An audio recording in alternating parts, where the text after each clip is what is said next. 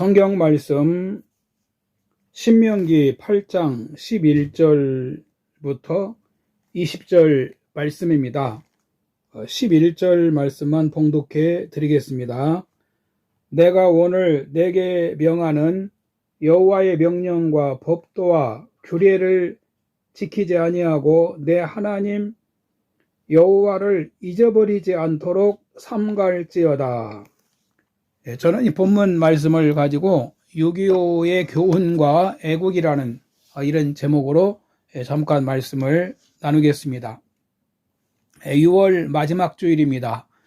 6월은 구국의 달로 하나님이 지금까지 이 나라를 보호하시고 지켜주시고 주님의 은혜로 우리가 자유롭고 또 치안이 잘 이루어지고 있는 나라에서 평안히 살고 있는 것을 감사하면서 우리가 하나님의 은혜를 다시 한번 생각하고 우리 신앙을 깨울 수 있기를 바랍니다. 6.25와 애국의 길이 무엇일까요? 먼저는 우리나라에 하나님이 주신 은혜와 사랑을 우리가 기억을 해야 됩니다.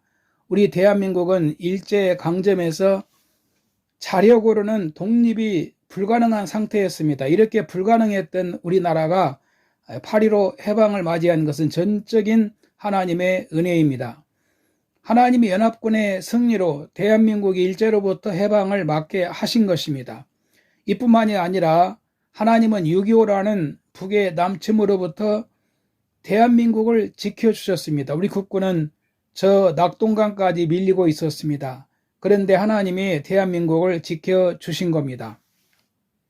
전쟁 이후 대한민국은 재건이 요원한 것처럼 보였답니다. 어느 군 지휘관은 한국이 소생한다는 것은 쓰레기 더미에서 장미꽃을 찾는 것과 같다고 비관했다는 것입니다. 그런데 하나님은 전쟁의 폐허를 딛고 일어서서 세계가 주목하는 나라가 되게 하셨습니다. 전쟁 고아의 나라, 세계 최빈소국가, 극단적인 남존여비의 나라, 망국적인 지역감정의 나라, 문맹국의 나라, 부정적이고 비관적인 나라였던 대한민국이 이제는 어엿하게 세계 속의 위대한 나라로 우뚝 세워진 것입니다. 요즘은 그 한류 문화가 세계를 뒤흔들고 있지 않습니까? 더 위대한 것은 기독교 복음이 들어온 지 130년 만에 세계선교의 제2 대국이 되고 있습니다. 이 모든 것이 하나님의 은혜요 축복임을 잊지 말고 감사해야 하겠습니다. 그러면 성도가 애국하는 길이 무엇입니까? 저는 우리가 신앙생활을 잘하는 길이라고 생각합니다. 하나님이 이스라엘을 애굽에서 구원하시고 광야에서 지켜주시고 가나안 땅을 주신 이유가 무엇입니까? 가나안 땅에 살면서 자기들보다 잘 사는 사람들이 있으면 그들을 따라서 우상도 섬기고 그들을 본받으라고 하신 겁니까? 하나님이 이스라엘을 부르신 이유가 있습니다. 그들이 제사장 국가가 되게 하기 위해서 애굽에서 구원하시고 복을 주신 겁니다. 출애굽기 19장 5절에 보면 세계가 다 내게 속하였나니 너희가 내 말을 잘 듣고 내 언약을 지키면 너희는 모든 민족 중에서 내 소유가 되겠고 너희가 내게 대하여 제사장 나라가 되며 거룩한 백성이 되리라. 너는 이 말을 이스라엘 자손에게 전할지니라라고 말씀하십니다. 세계가 다 내게 속하였나니 이 말씀은 하나님이 온 우주에 대한 소유자시라는 것입니다. 이 말씀은 하나님은 단지 한 나라의 신이 아니라는 것이지요. 그리고 나아가서 전 우주적인 신께서 특별히 이스라엘을 하나님 백성으로 삼으셨다는 것입니다.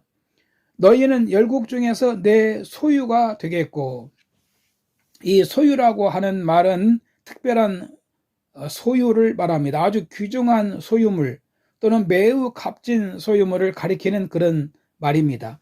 즉 이스라엘 민족이 하나님의 언약을 지키면 그들은 세계 열방 중에서 하나님이 가장 귀하게 여기시는 백성이 될 것이라는 것입니다.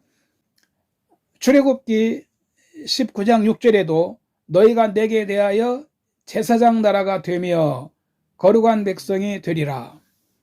제사장 나라가 되며 이는 이스라엘이 하나님의 율법을 지켜 행하면 세계를 향한 하나님의 구속 계획을 위해 특별히 선택된 민족으로서 하나님과 열방 사이를 중재하는 제사장이 됨과 동시에 그들을 다스리는 왕권을 가지게 하시겠다고 하는 의미가 있는 말씀입니다. 그래서 이 본문에 보면 이제 너희가 가나안에 가서 살면서 하나님을 잊어버리지 않도록 하라고 말씀을 하십니다.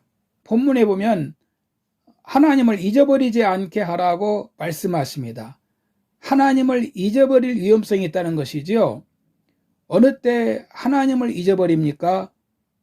이 본문 내용을 잘 살펴보면 먼저는 교만할 때 하나님을 잊어버릴 수 있다는 것입니다. 12절 이하에 보면은 의식주 문제가 해결되고 사업이 잘 되고 소유가 많아지고 아쉬운 것이 없게 될 때 마음이 교만해져서 하나님을 잊어버릴까 염려하라고 말씀을 하시고 있습니다. 11절에 보면 입으로는 하나님을 찾지만은 하나님을 제대로 섬기지 않는 사람은 하나님을 잊어버린 사람이라는 것입니다. 하나님 말씀을 지키지 않는 것이 하나님을 잊어버린 것이라는 것입니다. 그리고 하나님을 잊어버리면 안 되는 이유가 있습니다. 14절 이하에 보면 하나님은 이스라엘을 애굽에서 구원하시고 광야에서 지켜주시고 가나안 땅에 복을 주신 분이라는 것입니다. 이뿐만이 아니라 18절 이하에서 하나님을 잊어버리고 다른 신을 쫓는 자는 다 망했다라고 말씀합니다. 베드로전서 2장 9절에 그러나 너희는 택하신 족속이요 왕같은 제사장들이요 거룩한 나라요 그의 소유가 된 백성이니 이는 너희를 어두운 데서 불러내어 그의 기이한 빛에 들어가게 하신 이의 아름다운 덕을 선전하게 하려 하심이라. 여러분, 하나님은 오늘 우리에게도 그리고 대한민국에도 복을 주셨습니다. 이런 때 우리 믿음이 깨어나야 됩니다. 우리 믿음이 풀리면 안 됩니다. 우리는 주의 것입니다. 우리는 주의 말씀을 순종하며 믿음으로 살아야 됩니다. 그리고 전도해야 됩니다. 예수님이 구원자시기 때문에 우리는 전도에 힘써야 됩니다. 이뿐만이 아니라 서로 사랑하면서 기도하며 경건하게 살아야 되는 것입니다. 이 같은 신앙생활이 애국하는 것입니다. 하나님의 더 많은 사랑과 은혜를 받을 수 있는 그리고 하나님께 영광을 돌리는 삶이 된다는 것입니다. 결론입니다. 이 지상에 나라 없는 것처럼 비참한 것은 없습니다. 받아주는 나라가 없어서 난민선을 타고 해상에서 방황하다가 그 배가 뒤집혀서 수백 명이 목숨을 잃었다고 하지 않습니까?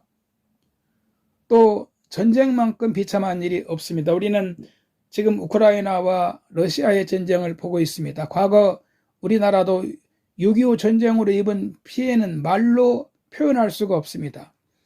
우리나라는 지금까지 민족의 가장 큰 비극적인 분단의 고통을 안고 있습니다. 그런데 아직도 한반도에는 이 전운이 벗겨지지 않습니다. 우리는 다시 한번 역사적인 교훈을 생각하면서 정말 신앙생활을 분발함으로 여러분 애국하는 하나님의 성도들이 될 수 있기를 바랍니다. 할렐루야.